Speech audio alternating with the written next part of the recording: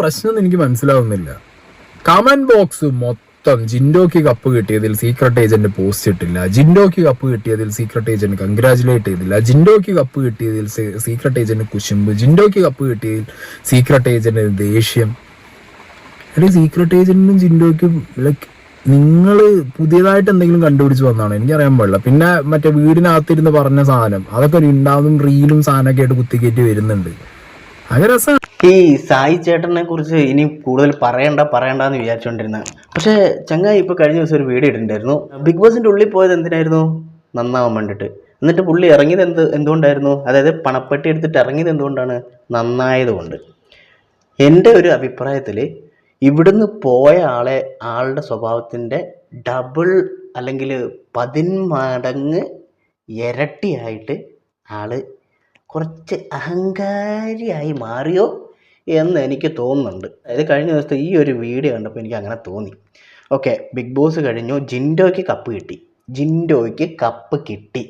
Okay, ഇത് സായിയും സിജോയും നോറയും ഇവരൊക്കെ അംഗീകരിക്കണം. അല്ലെങ്കിൽ ഇങ്ങനെ തലയ്ക്ക് 2 തട്ട് കിട്ടിയിട്ട് ജിൻഡോയ്ക്ക്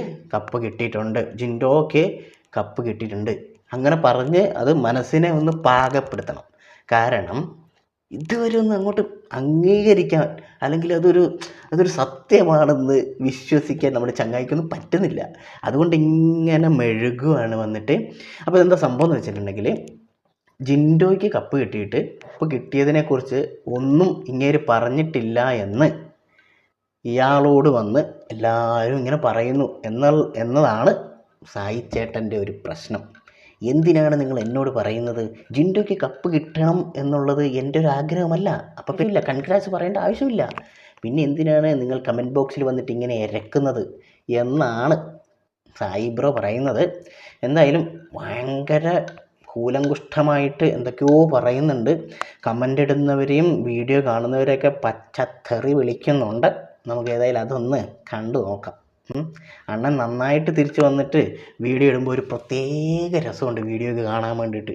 ആ ബിഗ് ബോസിൽ പോകുന്നതിന് മുമ്പ് എങ്ങനെയായിരുന്നു സായി കൃഷ്ണ അല്ലെങ്കിൽ സീക്രട്ട് ഏജന്റ് ഉണ്ടായിരുന്നത്, അതിനേക്കാൾ ഡബിൾ മടങ്ങ് തളച്ച് പൊന്തി വരുന്നുണ്ട്.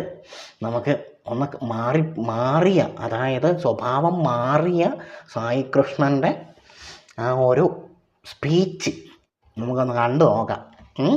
ഫണ്ണാണ്. പിന്നെ ആ വീട്ടിൽ കഴിഞ്ഞ് പുല്ല് അവിടെ ഇട്ടിട്ട് പോകുന്നു.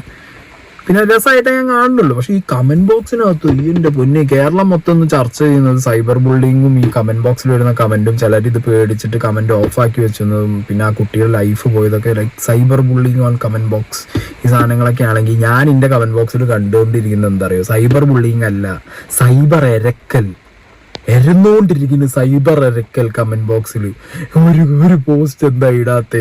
അയ്യോ, സായി പോസ്റ്റ് ഇട്ടില്ലെങ്കിൽ ജിൻഡോന്റെ കപ്പ് ഏഷ്യാനെറ്റ് തിരിച്ചു മേടിക്കും. അതുകൊണ്ടാണ് സായി ഒരു പോസ്റ്റ് ഇട്ട്. പ്ലീസ്, സായി ഒരു പോസ്റ്റ് ഇട്ടില്ലെങ്കിൽ ഏഷ്യാനെറ്റും എൻ്റെ മോൾ ഷൈനും ജിൻഡോൻ്റെ കപ്പ് തിരിച്ചു മേടിക്കും. കാരണം സായി ആണ് ഇതിൻ്റെ ഒരു ഓതറൈസ്ഡ് പേഴ്സൺ. കാരണം സായി പോസ്റ്റ് ഇട്ടില്ലാന്നുണ്ടെങ്കിൽ പണിയാ. അതൊന്ന് മനസ്സിലാക്കേണ്ട സായി.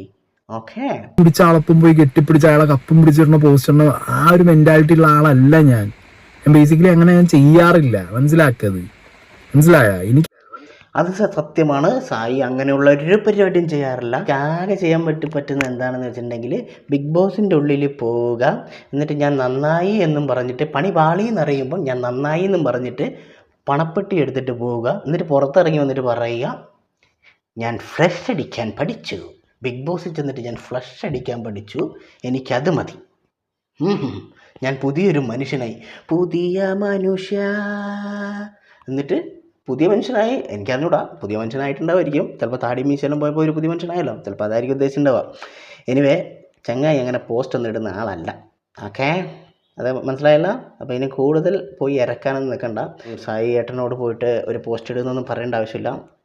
ചേട്ടാ പറയാം.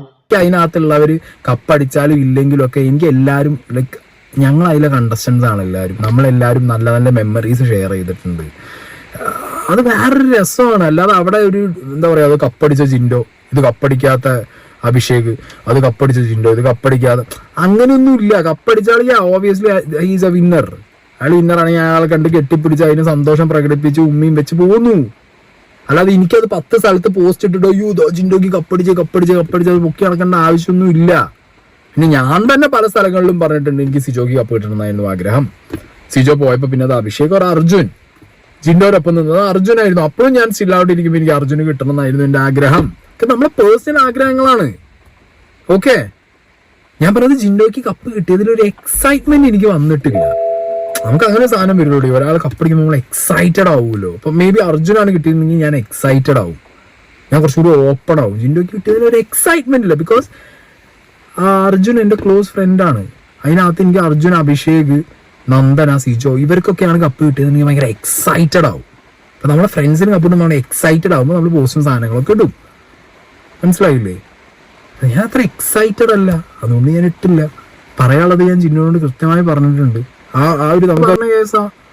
അല്ലാതെ അത് 10 പോസ്റ്റിലൂടെയും മറ്റേ 10 സ്റ്റോറിയിലൂടെ ഒന്നും തെളിയിക്കേണ്ട ആവശ്യമൊന്നുമില്ല. ഇനിയിപ്പോൾ 10 കമന്റ് ബോക്സിൽ വന്നിട്ട് സൈബർ ബുള്ളിങ് എന്ന് പറഞ്ഞിട്ട് സൈബർ ഇരക്കൽ നടത്തിയിട്ടൊന്നും ഒരു കാര്യമില്ല. അങ്ങനെ ആയിരുന്നിട്ട് ഒന്നും നടക്കാൻ പോണില്ല. ഇനി ആനയിലൊട്ട വേണം അങ്ങനെ.